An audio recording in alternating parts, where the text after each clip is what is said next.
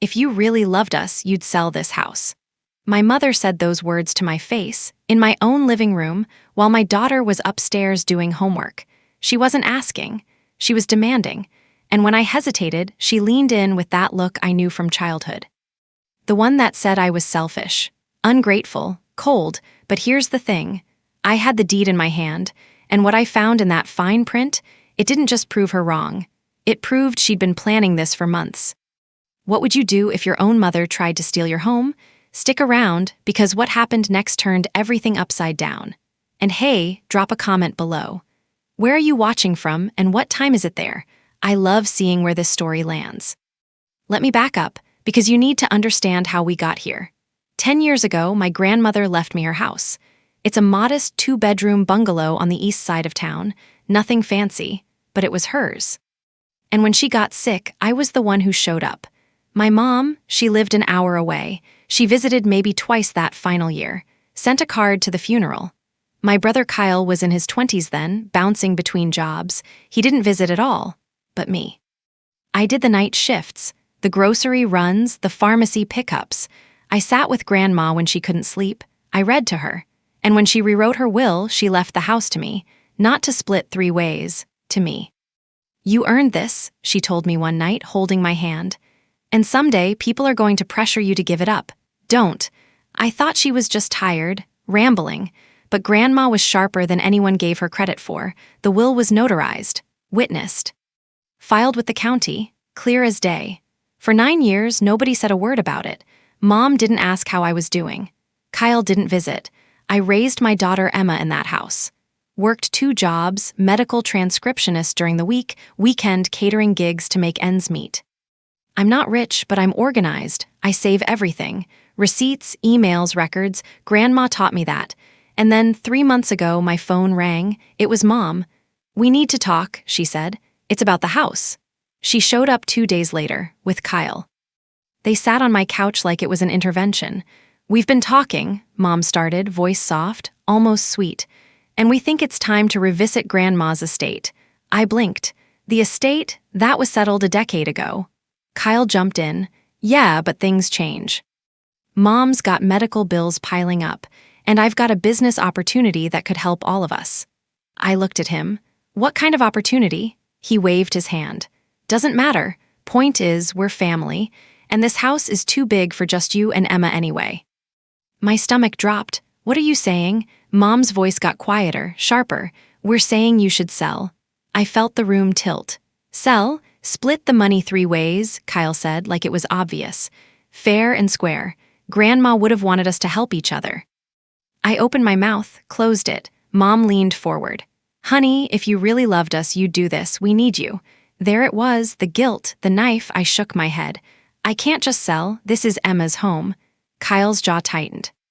"We already found a buyer. You'd walk away with over $200,000. You could rent somewhere nice." "Wait," I said. "You found a buyer? I didn't even agree to this." Mom stood up. "We need an answer by Friday. Think about your family." And then they left. The next 48 hours were a nightmare. My phone exploded. Texts, voicemails, a group email to the entire extended family with the subject line, "Please talk to her." Mom painted me as selfish, holding on to something I didn't need while she suffered. Kyle forwarded me a Zillow estimate, $618,000. "See," he wrote, "your third is over $200K, you'd still have plenty."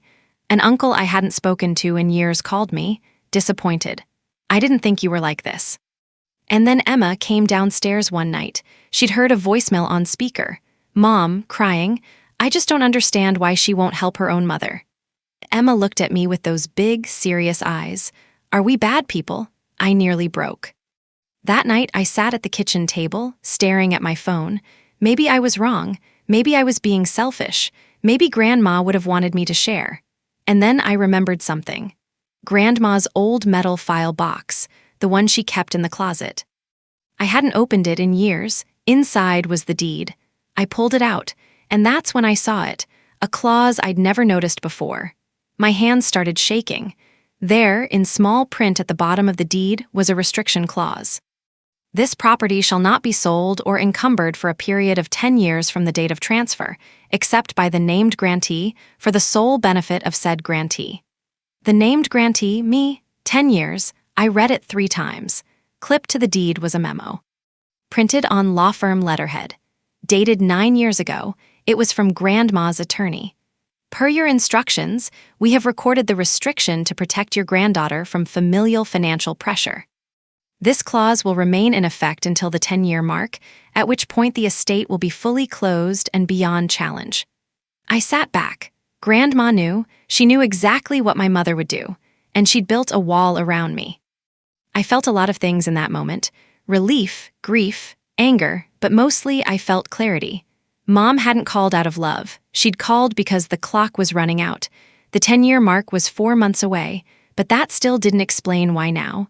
Why the sudden urgency? What had changed? I needed to know, so I did something I hadn't done in years. I hired a lawyer. I told Mom I needed time to think. That was a mistake. She showed up at my door the next Saturday, unannounced, with Kyle and a real estate agent. I opened the door and there they were. Clipboard, branded folder, the whole thing. "We're here for the walkthrough," the agent said brightly. I stared at my mother. "I didn't agree to this." She smiled, thin, cold. "Honey, we're just getting the appraisal started. It's standard." "No," I said, "you can't sell what isn't yours." Kyle stepped forward. "So that's it? You're really going to screw your own family?"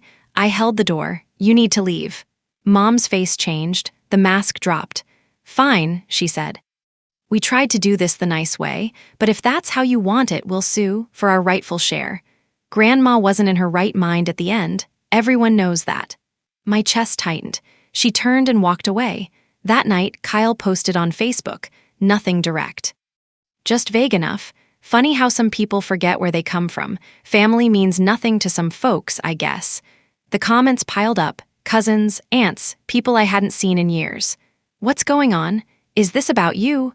One cousin messaged me directly. "Is it true you're keeping all of Grandma's money?" Even Emma heard about it at school. A classmate's mom was friends with Kyle's girlfriend. It was spreading. And then the letter came from a lawyer. I had 14 days to respond, or they'd file a partition lawsuit. My lawyer didn't waste time. Her name was Angela, mid-50s, calm, sharp. She ran a title search, pulled financial disclosures, requested records, and within a week she had a file 2 inches thick.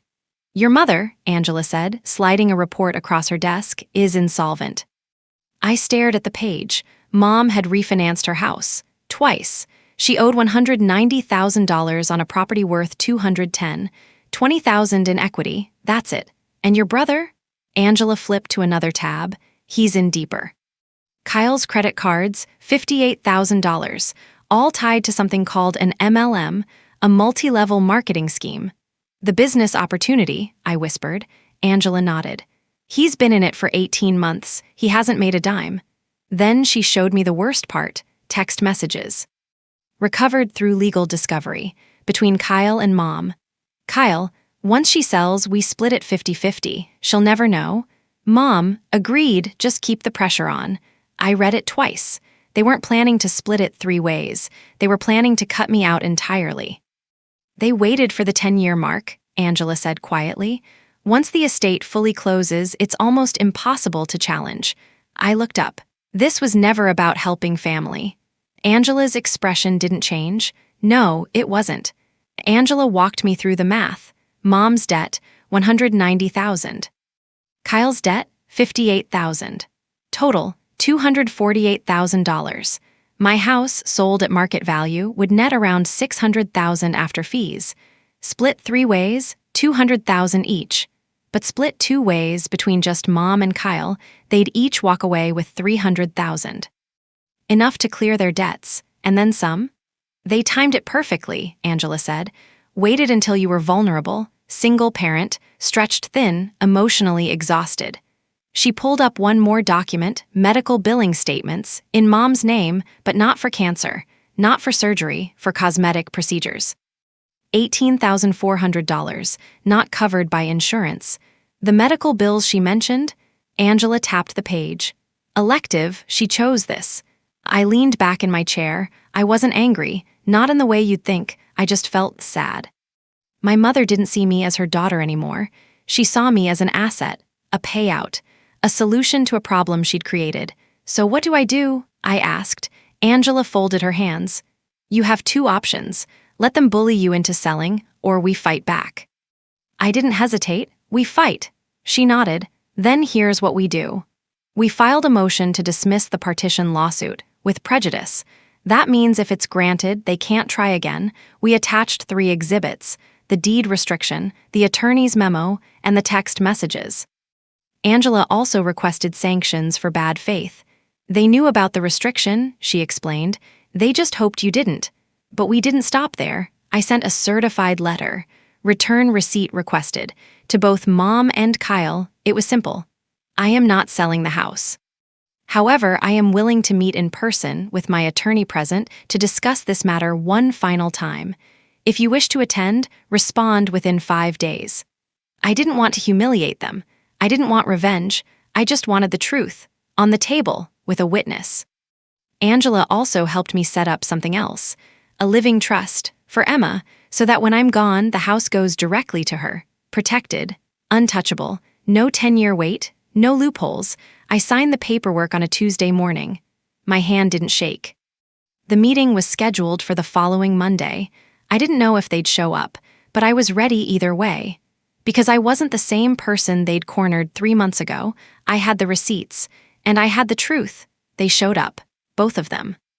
Mom wore a blazer, like she was going to a business meeting. Kyle looked tired. Angela's office was small, neutral, beige walls. A recorder sat on the table. This conversation is being recorded, Angela said calmly. For legal purposes, do you both consent?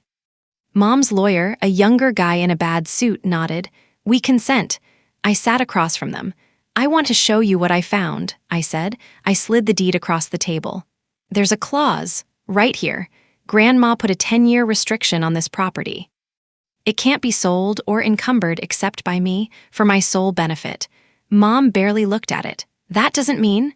I also have this. I placed the attorney's memo beside it. Grandma's lawyer wrote this 9 years ago. She specifically wanted to protect me from family financial pressure. Kyle's jaw tightened. Next, I continued, is a title report. It shows that Mom refinanced her home twice. She owes $190,000 on a house worth $210,000. Mom's face flushed. That's private. And this, I said, sliding the credit report forward, shows Kyle's debt. $58,000, all from a multi-level marketing scheme. Kyle looked at Mom. She looked away. Angela leaned forward. We also recovered text messages between the two of you. I read them aloud. Once she sells, we split it 50-50. She'll never know. Silence. Mom's lawyer shifted in his seat. Those are out of context, Mom said. Angela's voice was ice. Mrs. Thompson, these are court-ready exhibits. The context is clear. Then I pulled out the last page. The medical billing statement. You told everyone you had cancer treatment bills, but this, I tapped the page, this is a cosmetic procedure, $18,000, elective, not covered. Mom's face went white. She didn't speak. Kyle cracked first. I told you this wouldn't work, he muttered. Mom shot him a look, but it was too late. I folded my hands. I'm not selling the house, ever, but I will help you find a nonprofit credit counselor. That's the help I can offer. And after today, I'm done being manipulated. Mom stood up. Didn't say a word, she just walked out. Kyle followed. Their lawyer mumbled something about withdrawing, and then it was over. The lawsuit was dismissed 2 weeks later, with prejudice. Mom and Kyle's lawyer officially withdrew. No fees, no damages, I didn't ask for them. I just wanted it over. Kyle blocked me on everything. Social media, phone, email, fine by me. Mom sent one text about a month later. I'm sorry you feel this way, not I'm sorry for what I did. Just, sorry I feel this way, I didn't respond. A few cousins reached out privately. Apologized for jumping to conclusions. I appreciated that. Most of the family just went quiet. And honestly, that was okay. I wasn't interested in proving anything to people who didn't ask questions in the first place. I focused on what mattered. I refinanced the house at a lower rate. Locked in for 15 years. I set up the living trust for Emma. She's protected now, fully, and I started therapy. Because even when you win, betrayal leaves a mark. 1 year later, Emma made the honor roll. We celebrated in our living room. The same room where Mom had demanded I sell. Grandma's photo sits on the mantel, right next to Emma's certificate. I think about her a lot, about how she saw this coming, how she protected me even after she was gone. Mom wasn't invited to the celebration. And I didn't feel guilty about it, because here's what I learned. Love isn't about what you give up, it's about what you protect. Boundaries aren't cruel, they're necessary. And family doesn't get a free pass to hurt you just because you share blood. I don't hate my mother. But I don't owe her my home either. The house is still mine. Emma's safe, stable, happy. And every time I walk through that door, I remember Grandma's words. Don't let them pressure you. I didn't, and I never will. Now I want to hear from you. Have you ever had to choose between family pressure and your own peace? What boundary did you set and what happened? Drop your story in the comments. I read every single one. And if this story resonated with you, hit that subscribe button. You're not alone in this. Remember, you deserve peace too. Oh, and one last thing. This story is a fictionalized dramatization. It's not legal or financial advice. If you're facing something similar, talk to a licensed professional in your area. Thanks for watching. And remember, boundaries aren't walls, they're doors. You decide who gets to walk through.